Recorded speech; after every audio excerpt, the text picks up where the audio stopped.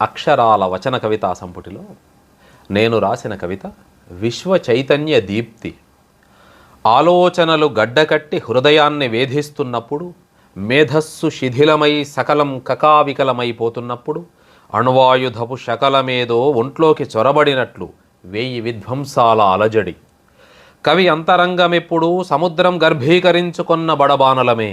కవి మాటలెప్పుడు ఘోషిస్తున్న కెరటాలే. కవి ఎవ్వడికీ బినామీ కాడు. కవి రోజుకోసారి అసాంఘికతపై పంజా విసిరే సునామీ. కవి చూపులు అదను చూసి పదును పెట్టిన అసిధారలు. కవి అమ్ముల పొది నిండా ప్రశ్నల బాణాలే. కవి సమస్యల పద్మవ్యూహాన్ని ఛేదించే యోధుడు.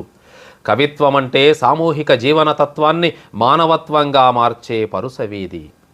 కవి గడియ గడియకు విస్ఫోటనం చెందేలావా, అనుక్షణం భావ తరంగాలపై విహరించే నావ, భిన్న ధ్రువాలను సైతం ఏకం చేసే తోవ, బిగిసిన పిడికిళ్లకు ఇంధనాన్ని అందించగల చేవ. కవిని రవిని ఎవ్వడూ ఏమార్చలేడు. అదుగో ఆ నల్లని ఆకాశగర్భం చీల్చుకొని విశ్వ చైతన్య దీప్తికై ఉదయిస్తూనే ఉంటాడు.